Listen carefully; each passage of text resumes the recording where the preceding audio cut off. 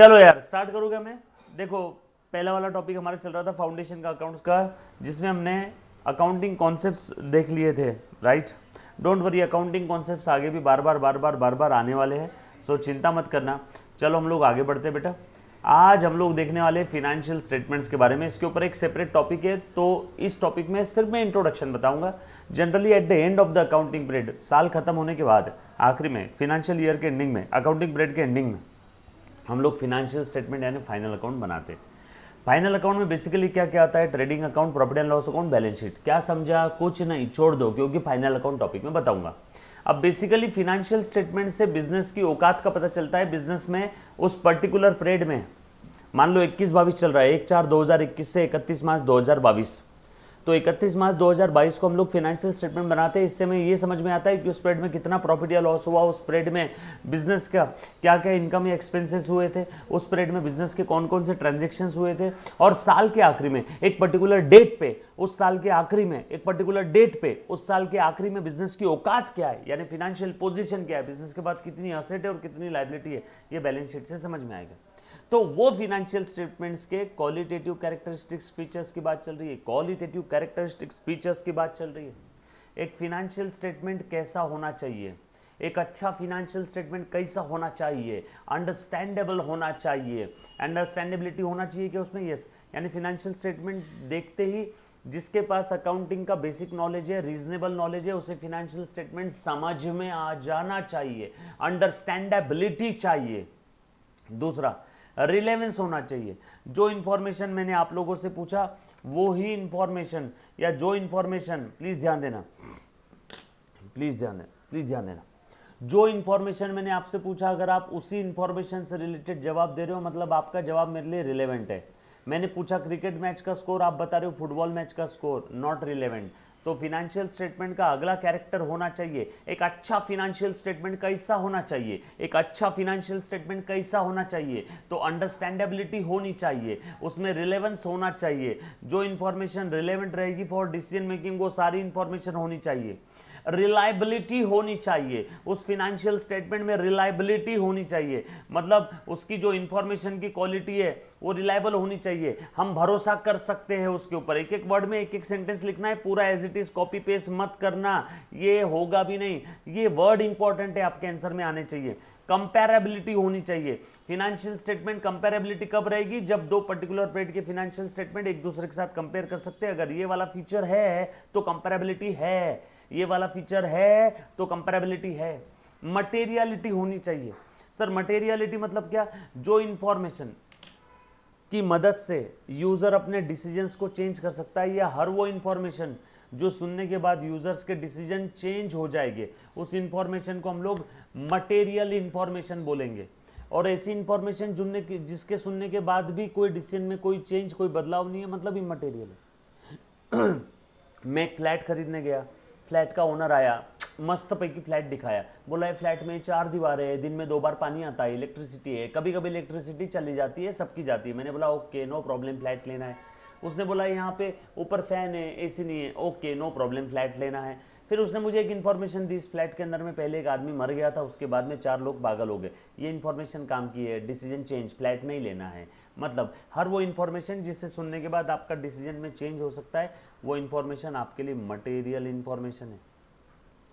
Faithful representation, जो भी उस फिनेंशियल स्टेटमेंट्स में बताया हुआ है वो पूरी शिद्दत और ईमानदारी के साथ उन्होंने ऐसा बताया, ऐसा रिप्रेजेंटेशन देना पड़ेगा कि मैनेजमेंट को। Yes, to be reliable information must represent faithfully, मतलब जो भी मैं बता रहा हूँ मैं मेरे नॉलेज के हिसाब से सही बता रहा हूँ, यस और नो। अगर ऐसा है दैट मीन्स हम लोग बोलेंगे इंफॉर्मेशन जो है फेथफुली रिप्रेजेंट किया है। जैसे काफ़ी बार फॉर्म पे साइन किया रहता है ना, मैं ऊपर जो भी इंफॉर्मेशन दे रहा हूँ वो एज पर माई नॉलेज सच है, मतलब वो फेथफुल रिप्रेजेंटेशन हो गया। उसके बाद सब्सटेंस ओवर लीगल फॉर्म, मतलब इंफॉर्मेशन इकोनॉमिक रियलिटी को, वस्तु स्थिति, सब्सटेंस को देख करके दिया होना चाहिए फिनेंशियल स्टेटमेंट की, ना कि लीगल फॉर्म को। मैंने एक ऑलरेडी एग्जांपल बताया था सब्सटेंस और लीगल फॉर्म में। साल के आखिरी दिन BMW खरीदा, उसके पेपर बनने वाले नेक्स्ट ईयर में, तो क्या इस साल में हम लोग BMW को असेट में नहीं दिखाएंगे? दिखाएंगे, सब्सटेंस को देख करके। लीगल फॉर्मेलिटी को चूल में डालो। इंफॉर्मेशन न्यूट्रल होनी चाहिए। प्रूडेंस मतलब असेट और इनकम को बढ़ा चढ़ा के मत बताओ, एक्सपेंस लाइबिलिटी को कम करके मत बताओ। फुल फेयर डिस्क्लोजर उसके अंदर में होना चाहिए, और वो इंफॉर्मेशन कंप्लीट होनी चाहिए। अगर ये सारे फीचर्स है तो मैं बोलूँगा कि वो इंफॉर्मेशन, वो फिनेंशियल स्टेटमेंट्स प्रॉपर है। सो फिनेंशियल स्टेटमेंट्स के कुछ क्वालिटेटिव फीचर से एग्जाम में 8 नंबर के लिए आपको पूछा जा सकता है। कहीं पे भी किसी को कोई डाउट है तो पहले एक बार पूछो बेटा, यस एनीबॉडी, क्लियर, पक्का। क्या हम लोग ऐसा बोल सकते हैं कि हमने अकाउंटिंग के अंदर में basics of accounts, accounting concepts and कुछ क्वालिटेटिव फीचर्स, ये सारी चीज़ें हमने देखी है। आज अब जो बताने जा रहा हूँ ये चीज़ रिपीट नहीं होगी। एग्ज़ाम में इसके ऊपर हर एग्ज़ाम में क्वेश्चन आता ही आता है, ये इम्पॉर्टेंट है। एग्ज़ाम में इसके ऊपर क्वेश्चन आता ही आता है। अब अच्छे से ध्यान देना, कैपिटल और रेवेन्यू एक्सपेंडिचर क्या चीज़ है। अब आप सभी को मालूम है, देखो बेटा ध्यान देना, ये मैंने एक असेट परचेस किया, ये है डेट ऑफ परचेस 1 जनवरी 2022, लंदन से खरीदा। कहाँ से? लंदन से। कहाँ से? लंदन से। और वो असेट आई इंडिया में ready for use, date of installation वो है 1 मार्च 2022। लंदन से इंडिया में आने तक टोटल लग गया समय 2 महीने। असेट खरीदा था इंडियन करेंसी में 10 लाख, लाने का खर्चा, ट्रांसपोर्ट का खर्चा, कस्टम ड्यूटी, ये ड्यूटी, वो ड्यूटी, इंस्टॉलेशन का खर्चा, बाकी बहुत सारे खर्चे, ये सब थे 4 लाख। बोलो टोटल वो असेट रेडी फॉर यूज़ करने तक कितना मैंने स्पेंड किया उसके ऊपर? 14 लाख। तो असेट खरीदने से लेके तो रेडी फॉर यूज करने तक आंख बंद करके सारा खर्चा ये कैपिटल एक्सपेंडिचर है।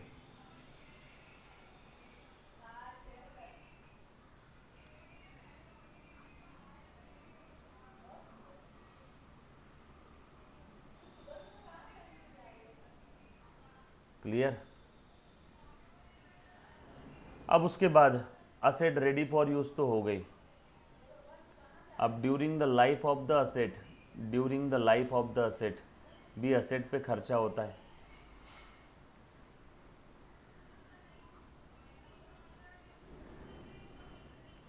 During the life of the asset, asset पे खर्चा होता है। रिपेयर्स एंड मेंटेनेंस, लिख ले, शब्दों की तरफ ध्यान दे। रिपेयर एंड मेंटेनेंस बाद में पूछेगा, सर वो RM क्या है? Repair maintenance, servicing, modification, modify किया असेट की कैपेसिटी, कैपेबिलिटी, इफिशिएंसी बढ़ाई, तो इस खर्चे में ये रेवेन्यू एक्सपेंस है।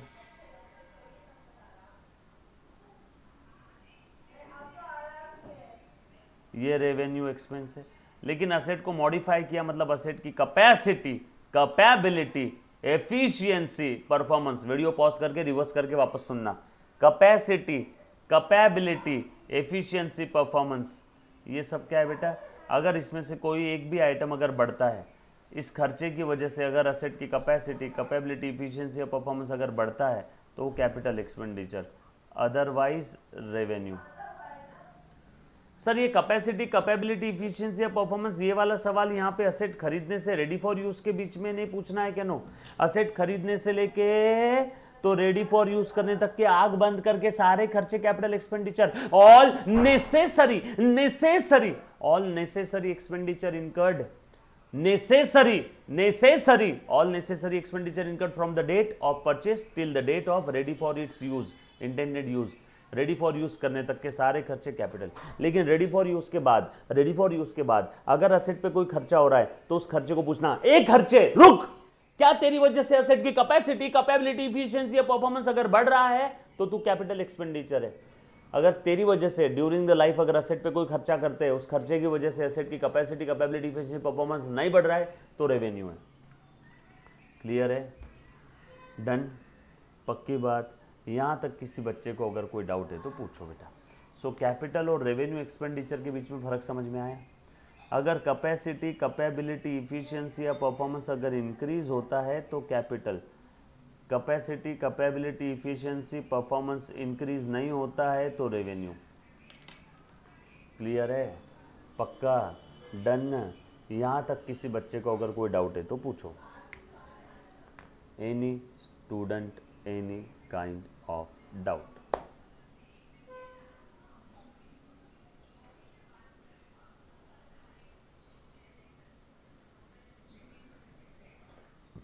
एनीबॉडी?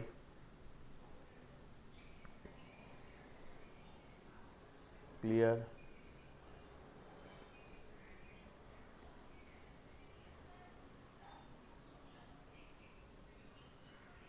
डन। चलो आ जाओ, अब मैं बात कर रहा हूँ, ये दोनों का नेचर समझ में आया? कैपिटल और रेवेन्यू बेसिकली है क्या? रेवेन्यू एक्सपेंस जो भी है साल के आखिर में जो फाइनल अकाउंट बनाएंगे उनका इफेक्ट आता है P&L और ट्रेडिंग के अंदर में, इनका इम्पैक्ट आता है प्रॉफिट और लॉस पे, और कैपिटल आइटम का इम्पैक्ट आता है बिजनेस की फिनेंशियल पोजीशन पे, यानी बैलेंस शीट में आते हैं, यानी इनका इम्पैक्ट आता है बैलेंस शीट में। यस और नो? तो ये समझना बहुत ज़रूरी है, ये दोनों का नेचर अलग अलग है। काफ़ी लोग क्या करते हैं, सारे एक्सपेंडिचर को एक ही दिखा देते हैं, कैपिटल रेवेन्यू दोनों को एक ही दिखा देते हैं, बट दोनों का नेचर अलग है। यस और नो? मेरे पास एक मुर्गी है, वो मुर्गी अंडे दे रही है, अंडे सेल किया, रेवेन्यू रिसीट। मुर्गी ही बेच दिया, capital receipt. Source of income बेच दिया, capital receipt. Source of income बेच दिया, कैपिटल रिसीट। कोई लॉन्ग टर्म असेट सेल किया, कैपिटल रिसीट। माल बेचा, गुड्स सेल किया, रेवेन्यू रिसीट। इंटरेस्ट मिला, रेवेन्यू रिसीट। कमीशन मिला, रेवेन्यू रिसीट। सैलरी पे किया, रेवेन्यू एक्सपेंडिचर। बिजनेस को स्मूथली ऑपरेट करने के लिए, चलाने के लिए जो जो खर्चे करते वो सब रेवेन्यू एक्सपेंसेस। ये सर 10-15% भी समझाओगा, ठीक है। यहाँ से आगे अब देखो, थोड़ा इसको पढ़ रहे बेटा, ध्यान देना। सो कंसिडरेशंस, ऐसी कौन कौन सी बातें आपने आपके बैक ऑफ द माइंड में रखना है before classifying the expenditure as capital and revenue. Before classifying the expenditure as capital and revenue, पहले नेचर ऑफ बिजनेस। जैसे अगर कोई बिल्डर है, बिल्डर फ्लैट सेल कर रहा है, तो उसके लिए रेवेन्यू रिसीट है। एक मैंगो पीपल, आम आदमी फ्लैट सेल करता है, मैंगो पीपल, आम आदमी, मैंगो पीपल, आम आदमी फ्लैट सेल कर रहा है, तो उसके लिए कैपिटल रिसीट है, क्योंकि उसकी लॉन्ग टर्म असेट सेल कर रहा है। बिल्डर के लिए फ्लैट गुड्स है, तो उसके लिए रेवेन्यू रिसीट है। दोनों केस में फ्लैट सेल हो रहा है, एक के लिए रेवेन्यू रिसीट, एक के लिए कैपिटल रिसीट। समझ में आया क्या? सो नेचर ऑफ धंधा, नेचर ऑफ बिजनेस समझना बहुत जरूरी है। यस और नो? ये बात क्लियर है? समझ आई सभी को? आगे चलो थोड़ा आगे बढ़ते हैं। Recurring nature of expenditure, recurring है तो रेवेन्यू रहता है जनरली, नॉन रिकरिंग है तो जनरली कैपिटल में आ सकता है। पर्पस ऑफ एक्सपेंस, किस पर्पस के लिए कर रहे हो?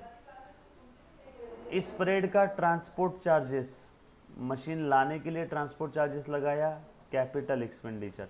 माल बेचने के लिए ट्रांसपोर्ट चार्जेस लगाया, revenue expense. Purpose, effect of revenue generating capacity, capability, efficiency, performance बढ़ रहा है तो कैपिटल, नहीं बढ़ रहा है तो रेवेन्यू। मटेरियलिटी, अब काफ़ी बार ये एक मेरे पास मशीन थी, इस मशीन की मैंने कैपेसिटी बढ़ा दी, इसके ऊपर खर्चा किया। 10 लाख की मशीन थी, इसके ऊपर मैंने 1000 रुपये खर्चा किया, कैपेसिटी बढ़ गई, तो क्या हुआ? कैपिटल एक्सपेंडिचर है, लेकिन इतना छोटा फुद्दू सा अमाउंट है, मटेरियलिटी नहीं है अमाउंट के अंदर, तो कैपिटल होने के बावजूद भी इसको हम लोग रेवेन्यू ट्रीट कर देंगे। जैसे कहीं तो मंदिर, मस्जिद, चर्च बनने का काम शुरू था, सबने बोला डोनेशन दो बिल्डिंग बनाने के लिए, मैंने जेब से 10 रुपये निकाला और उसको बोला साहब ये लो 10 रुपये, ये आप इसका बिल्डिंग बनाना, तो स्पेसिफिक पर्पस के लिए दिया हुआ डोनेशन उनके लिए कैपिटल रिसीट है। बट अब वो 10 रुपये अमाउंट इतना छोटा है कि भैया कैपिटल ट्रीट ही नहीं करेंगे, उसको रेवेन्यू रिसीट ट्रीट करके कोई भी पर्पस के लिए यूज़ कर लेंगे। यस और नो? कुछ बातें समझ में आई आपको? पक्की बात? चलो ध्यान देना। सो अब यही यहाँ पे सभी का मीनिंग के बारे में बताया हुआ है बेटा, इन्होंने जो हमने बातें अभी भी डिस्कस की है। क्लियर? नमस्कार सर, आ जाओ। कौन कौन सी बात है बेटा? It is an expenditure incurred for the purpose of purchase of fix asset. एक मिनट, ये चाहिए ना? चलो ये समझ में आया बेटा, एक बार ध्यान देना। अब जैसे इनकर किया, असेट खरीदने के लिए किया हुआ खर्चा, अब जो मैंने अभी तक पढ़ा है बस वही ही इस टेबल में लिखा है। असेट खरीदने का खर्चा, all necessary expense related to purchase, asset खरीदने से बिजनेस में लाने तक का खर्चा, असेट की कैपेसिटी कैपेबिलिटी या बिजनेस की कैपेसिटी बढ़ रही है, कैपिटल एक्सपेंडिचर, अदरवाइज रेवेन्यू, है ना। उसके बाद पर्पज़ बता दिया बेटा, सारी चीज़ें जो मैंने अभी तक बताई वो ही यहाँ पे लिखा है। Treatment, capital expenditure balance sheet में जाएगा और ये जाएगा अपने P&L के अंदर में, ट्रेडिंग P&L में। It is fully reduce from the income, अरे बाबा P&L के डेबिट में लिखना, खर्चों में लिखना मतलब इनकम से माइनस होना। और कैपिटल एक्सपेंडिचर फुल्ली रिड्यूस नहीं होता है, ये धीरे धीरे डिप्रिसिएट होता है, तिनका धीरे धीरे डिप्रिसिएट होता है। आगे डिप्रिसिएशन टॉपिक आएगा बेटा। उसके बाद रॉन्ग ट्रीटमेंट अगर हो जाता है तो रेवेन्यू प्रॉफिट या तो बढ़ जाएगा या तो कम हो जाएगा बेटा। If wrongly treated, capital expenditure को गलती से रेवेन्यू एक्सपेंस ट्रीट कर दिया तो हमारा प्रॉफिट कम हो जाएगा, और रेवेन्यू एक्सपेंस को गलती से कैपिटलाइज कर दिया तो प्रॉफिट बढ़ जाएगा। सैलरी रेवेन्यू एक्सपेंस है, P&L के डेबिट में लिखना चाहिए, प्रॉफिट कम होगा। गलती से P&L के डेबिट में नहीं लिखा मतलब एक्सपेंस कम हो गया यानी प्रॉफिट बढ़ जाएगा। समझ में आए? सो कैपिटल एक्सपेंडिचर को रेवेन्यू ट्रीट कर दिया यानी P&L के डेबिट में बर्डन बढ़ जाएगा यानी प्रॉफिट कम। कैपिटल को गलती से रेवेन्यू ट्रीट किया यानी P&L के डेबिट में खर्चे बढ़ जाएगा यानी प्रॉफिट कम। और रेवेन्यू को कैपिटल ट्रीट किया मतलब P&L के डेबिट में खर्चे कम हो गए तो प्रॉफिट बढ़ जाएगा। यस और नो? उसके बाद आगे बढ़ रहा हूँ, matching concept. Capital expenditure is not match with the capital receipt, but revenue expenditure को रेवेन्यू रिसीट के साथ मैचिंग कॉन्सेप्ट फॉलो करना पड़ेगा। यस और no? But capital expenditure capital receipt matching concept इनके लिए अप्लीकेबल है ही नहीं। कैपिटल रिसीट बैलेंस शीट के लायबिलिटी साइड में, कैपिटल एक्सपेंडिचर बैलेंस शीट के एसेट साइड में। जरूरी नहीं है कि आपका जितना रिसीट हुआ उतना आपको कैपिटल एक्सपेंडिचर करना ही पड़ेगा। Time of incurrence, capital expenditure कभी कभी बिफोर और after commencement of business, but ये रेगुलरली करना पड़ेगा। आफ्टर कमेंसमेंट ऑफ बिजनेस ही रहेगा। धंधा शुरू करने के पहले रेवेन्यू खर्चा नहीं होता है, बिजनेस शुरू करने के पहले सैलरी नहीं देते, लेकिन बिजनेस शुरू करने के पहले कैपिटल एक्सपेंडिचर इनकर करना पड़ता है। असेट खरीदना है, लैंड खरीदना है, ऑफिस खरीदना है, तो ये बिफोर और आफ्टर दोनों टाइम हो सकता है, बट ये आफ्टर कमेंसमेंट ही रहेगा। ये रिकरिंग रहेगा, एक नॉन रिकरिंग रहेगा। इंटरेस्ट ऑन बोरोइंग, बिजनेस शुरू करने तक का जो भी इंटरेस्ट है वो कैपिटल एक्सपेंडिचर है, लेकिन बिजनेस शुरू करने के बाद का जो भी इंटरेस्ट ऑन बोरोइंग है, पैसा उधार लिया उसका ब्याज, वो रेवेन्यू एक्सपेंडिचर है। बिजनेस शुरू करने तक का, मैंने पैसा उधार ले लिया आज, बिजनेस शुरू किया 2 महीने बाद, तो 2 महीने का जो इंटरेस्ट है, जो ब्याज है, वो कैपिटल एक्सपेंडिचर है। बिजनेस शुरू करने के बाद का ब्याज रेवेन्यू एक्सपेंडिचर है। यस और नो? उसके बाद deferred revenue expenditure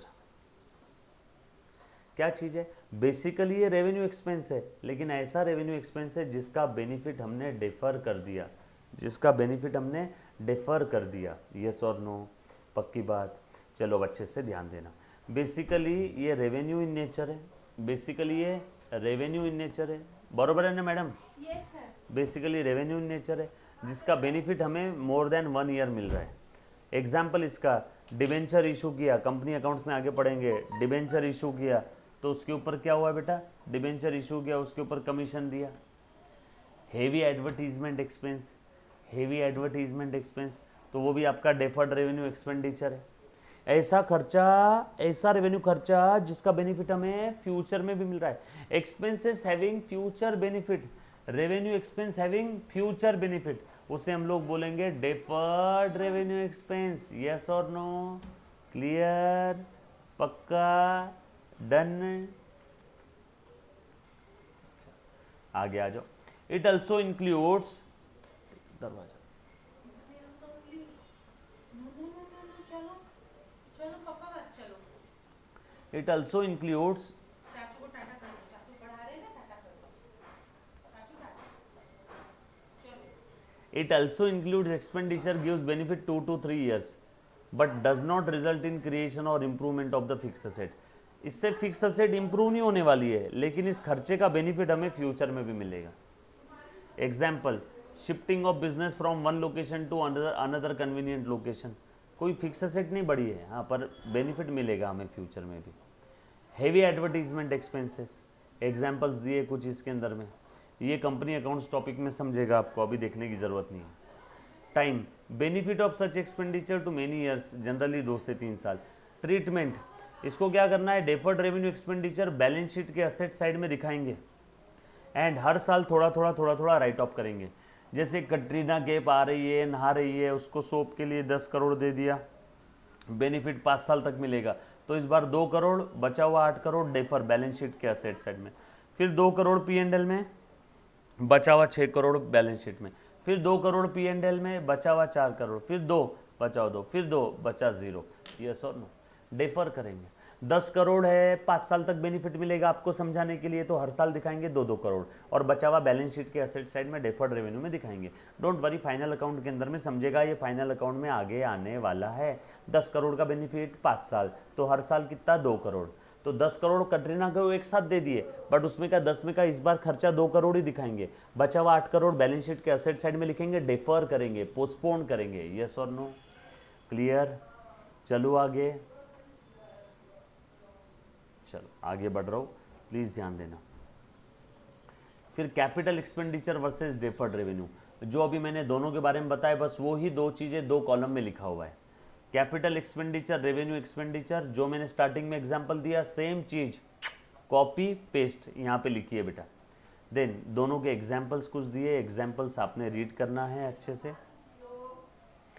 capital versus revenue receipt, capital receipt मुर्गी बेच दिया, कैपिटल रिसीट अंडे बेच रहा हूँ, revenue receipt.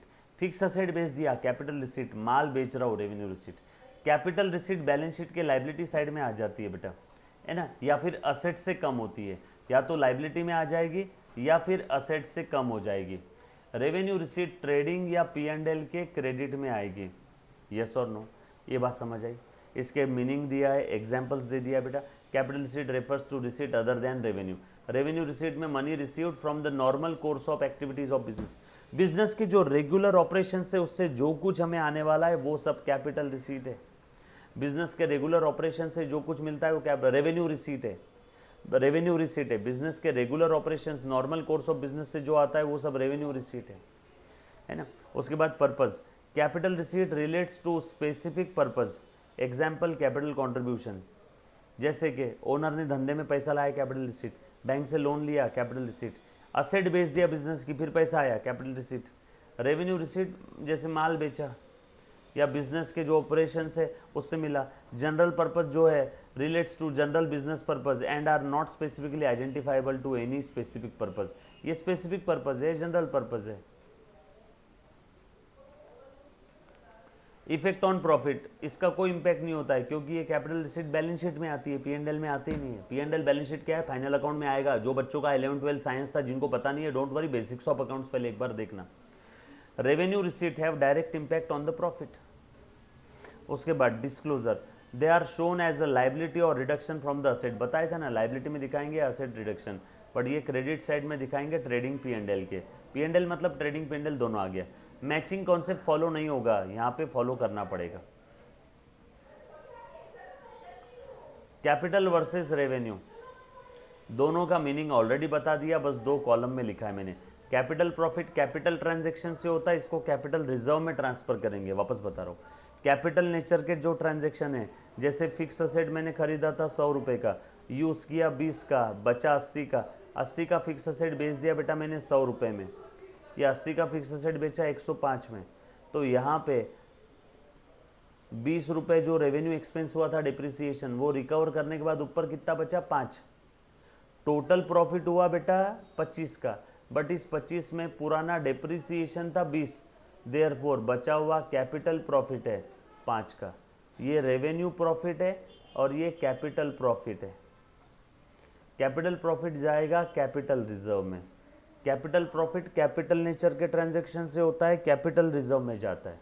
Revenue profit business की रेगुलर एक्टिविटी रेगुलर ऑपरेशन से होता है। यस और नो, जैसे यहाँ पे एग्जांपल मैंने बता दिया, sale of fix asset exceeding the book value but less than cost, ये रेवेन्यू प्रॉफिट है। फिक्स असेट बेचा मैंने, बुक वैल्यू से महंगे में बेचा, बुक वैल्यू कितनी बची थी 80, खरीदा था फिक्स असेट 100 का, डिप्रिसिएशन हुआ 20, बुक वैल्यू बचा 80 और सेल प्राइस है 105, बरोबर है। तो यहाँ पे प्रॉफिट हुआ 25 का, up to the amount of depreciation revenue profit, और उसके ऊपर का जो भी रहेगा वो capital profit. Up to the amount of depreciation revenue profit, देखो कॉस्ट थी 100, 100 के ऊपर कितना है बेटा 5, exceeding cost capital profit, cost के ऊपर कितना आया 105 में बेचा, कॉस्ट थी 100, exceeding cost capital profit capital reserve में जाएगा। और यहाँ पे बचा कुचा रेवेन्यू प्रॉफिट, रेवेन्यू प्रॉफिट जाएगा P&L में। क्लियर है? पक्का? यहाँ तक किसी को कोई डाउट है तो पूछो। डन। उसके बाद आगे आ जाओ तो बेटा, और जो मैंने एग्जाम्पल बताया सेम एग्जाम्पल यहाँ पे लिखा हुआ है। एक असेट थी 10 लाख रुपए की, कॉस्ट थी उसकी 10 लाख, देयरफॉर डिप्रिसिएशन आया उस पर 2 लाख, क्योंकि बुक वैल्यू कितनी बची है 8 लाख। 10 से 8 हो गया मतलब पक्के में घिसी है असेट, घिसी है 2 लाख से। डिप्रिसिएशन के ऊपर सेपरेट टॉपिक है। डिप्रिसिएशन मतलब असेट को यूज़ करते हैं तो उसकी बुक वैल्यू जितने से कम होती है उसे बोलते हैं डिप्रिसिएशन। तो असेट की वैल्यू 10 से 8 हो गई, 2 लाख डिप्रिसिएशन। अब जब भी असेट बेचेंगे तो जो भी प्रॉफिट होगा पहले उसे रेवेन्यू प्रॉफिट बोलेंगे, क्योंकि डिप्रिसिएशन रेवेन्यू एक्सपेंस है।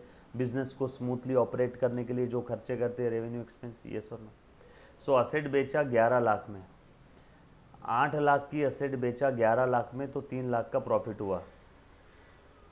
सेल प्राइस और book value on the date of sale, तो 3 लाख का प्रॉफिट हुआ। बट इस 3 के प्रॉफिट में up to 2 lakh revenue profit, therefore 1 lakh capital profit. Up to 2 lakh, ये देखो 1 लाख कैपिटल प्रॉफिट है और 2 लाख क्या है, रेवेन्यू प्रॉफिट है। बरोबर है क्या? तो ये हो गया कैपिटल प्रॉफिट या रेवेन्यू। असेट बेची 7 लाख में, तो that's it, game over, revenue loss है। 8 से भी कम में गया ना असेट।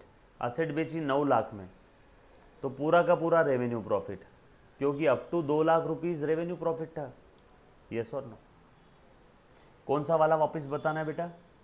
वंश बोल रहा है सर एक बार वापस बताओ। जी हाँ बेटा बिल्कुल वापस बताऊंगा। एक असेट खरीदी 10 लाख की, 2 लाख रुपए का डिप्रिसिएशन है, असेट की बुक वैल्यू बची 8 लाख रुपए। अब ये 8 लाख की असेट बेची 9 लाख में, प्रॉफिट हो गया 1 लाख। ये 1 लाख पूरा का पूरा रेवेन्यू प्रॉफिट है up to the amount of depreciation. Therefore यहाँ पे कैपिटल प्रॉफिट 0। ये 8 लाख की असेट हमने बेचा 11 लाख में, बता प्रॉफिट कितना हुआ 3 लाख। 3 लाख में up to the amount of depreciation, up to the amount of depreciation 2 lakh, depreciation 2 lakh का था ना, रेवेन्यू प्रॉफिट है। देयरफॉर बचा कुचा कैपिटल प्रॉफिट 1 लाख। ये असेट बेचा 7 लाख में, कैपिटल लॉस हो गया, कैपिटल लॉस हो गया। 8 की चीज़ 7 में बेचा, सॉरी कैपिटल नहीं, रेवेन्यू लॉस हो गया। 8 की चीज़ 7 में बेचा, 1 लाख का रेवेन्यू लॉस। क्लियर है? पक्का? डन? कसम है आपके चाहने वाले की डाउट है फिर से पूछो। क्लियर? चलो उसके बाद कॉन्टिंजेंट असेट कॉन्टिंजेंट लाइबिलिटी देखेंगे नेक्स्ट लेक्चर में। पहले कैपिटल वर्सेस रेवेन्यू लॉस के बारे में समझ लो। कैपिटल लॉस के बारे में मैंने आपको बताया, रेवेन्यू लॉस के बारे में भी बताया। अभी वाला एग्जाम्पल में चेंज नहीं होगा बिल्कुल भी, सेम एग्जाम्पल आपने यूज़ करना है। डन?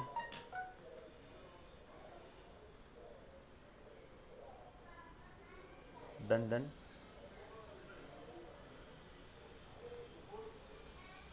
ये देखो कैपिटल लॉस और प्रॉफिट, ये capital loss,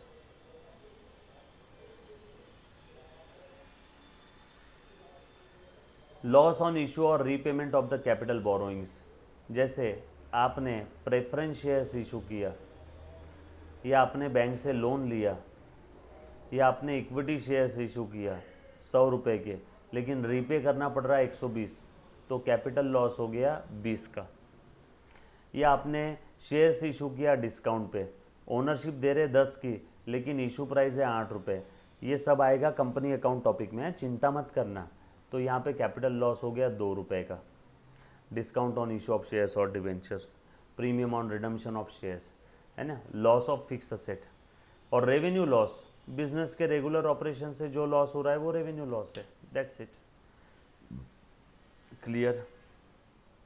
revenue loss P&L में जाएगा। कैपिटल लॉस बैलेंस शीट के लायबिलिटी साइड से रिजर्व कम होगा। डन? सिंपल है। बिजनेस के रेगुलर ऑपरेशन से जो भी लॉस हुआ वो कैपिटल लॉस है, सॉरी रेवेन्यू लॉस है। फिक्स असेट बेचा, या सॉरी फिक्स असेट पे लॉस हुआ, डिबेंचर्स इशू किया उस पे लॉस हुआ, इक्विटी शेयर्स इशू किया उस पे लॉस हुआ। सर हमें तो डिबेंचर इक्विटी शेयर्स पता ही नहीं। शांता भाई कंपनी अकाउंट्स में आएगा, अभी इसको स्किप कर देना। Done, clear. और कोई बेटा? चलो ओके, चलो यार, thank you very much, love you all, take care.